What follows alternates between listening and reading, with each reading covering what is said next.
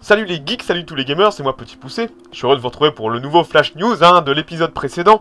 Vu qu'il y a eu quand même pas mal d'actions, j'ai décidé d'expliquer un peu ce qui s'est passé, les différentes alliances. Il y a eu 2 grosses guerres, on a quand même perdu un joueur et pas des moindres, puisqu'on a perdu un joueur majeur.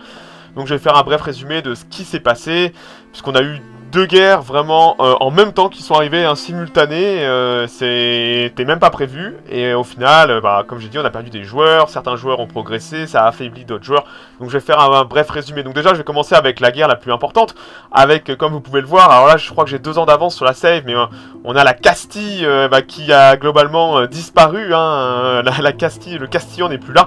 Alors ce qui s'est passé, c'est que le Castillan était allié aux Marocains, ils s'étaient ensemble débarrassés du Portugais, ils avaient affaibli l'Aragon. Le Marocain, donc Younstar, Caraïl et Owind sont rentrés dans une alliance et ont mené une guerre pour gangbang entièrement la Castille. Donc rappelez-vous qu'à l'époque, la Castille avait déjà bouffé le Portugais, je crois qu'il restait plus que l'Algarve. Il avait bouffé entièrement le Portugais, la Grenade, et il n'y avait que l'Aragon qui était encore là. On peut se demander pourquoi l'Anglais y allait, mais clairement l'Anglais se débarrasse d'un concurrent colonial et peut-être d'un rival sur mer aussi. Donc l'Anglais fait une très bonne affaire en se débarrassant du Castillan. Younstar fait lui aussi une très bonne affaire, parce que si vous regardez les centres de commerce, une fois que Younstar va réussir à sécuriser tout le sud, peut-être prendre Lisbonne, peut-être prendre tout le sud, annexer, vassaliser, puis annexer la Grenade. Younstar va pouvoir faire l'Andalousie et aussi contrôler le centre de Séville. Et si Younstar décide de partir colonial et coloniser toutes les côtes africaines, Younstar pourrait très bien réussir à faire son nœud final à Séville et se faire des couilles en or. Le français lui aussi profite, puisqu'il va récupérer la Navarre et... alors la Galice, il a fait relâcher la Galice et il a fidé la Navarre, ce qui fait que il a 2 beaux mignons maintenant qui va pouvoir annexer un jour ou l'autre, et ils vont sûrement aussi se partager l'Aragon et se débarrasser de la Castille et du Portugal. C'est vraiment les 3 joueurs ont bien profité de cette guerre.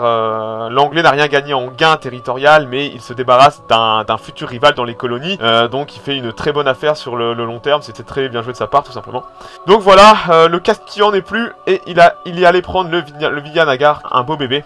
Donc le Kaiser a basculé sur le Vijanagar. Donc voilà pour cette guerre qui a vu le Castillan disparaître. Voir le Marocain qui remonte presque jusqu'à Madrid, c'est plutôt badass. Donc maintenant on va basculer un peu sur l'Empire. Globalement on a le Brandebourg, même qu'à Redfish, le Prussien et aussi le Pape sont rentrés dans l'Empire. Le Pape est l'allié de l'Autrichien depuis le début globalement. Donc ils sont très copains, c'est aussi dans leurs intérêts.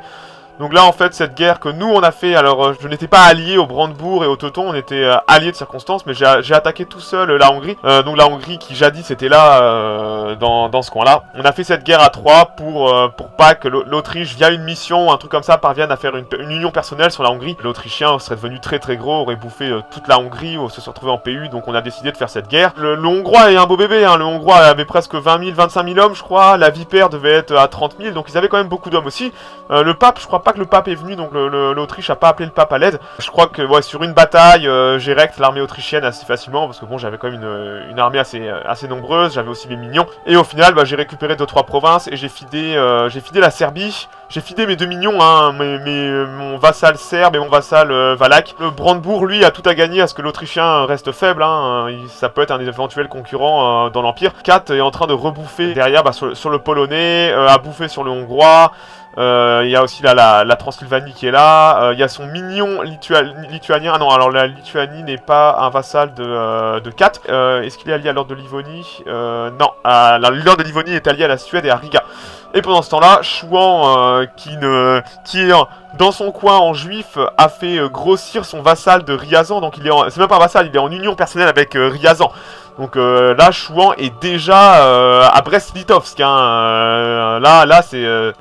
Riazan, c'est la Russe, c'est la Moscovie. Donc il a aussi bouffé tout Novgorod. Donc là, Chouan est quand même déjà un sacré bébé. Le fait qu'il n'y ait pas de Polonais pour contrebalancer, Chouan est assez hors de contrôle. Chouan a aussi, comme moi, on s'était arrangé sur ça. Il a vassalisé la Circassie. Moi, j'ai vassalisé la Géorgie, j'en ai fait une marche. Et on a une belle frontière dans le Caucase. Et là, Chouan va avoir des soucis parce qu'on a un Bukhara qui est démentiellement gros. Qui est pas trop mauvais, parce que Bukhara, je crois que ça comme l'Ouzbek est une horde, mais quand il passe Bukhara, il prend les idées musulmanes Ce qui fait qu'il rattrape vite son retard. Voilà, non, ouais, musulman, donc il rattrape vite son retard et c'est un beau bébé. Même si je pense qu'au niveau développement, il est quand même bien moins fort que Chouan, mais il doit pouvoir lever quand même une sacrée armée. Vous voyez qu'en tant qu'ottoman, il m'adore, hein, parce que forcément, pour contrebalancer Chouan. Mais voilà pour cet épisode, globalement, ce qui s'est passé.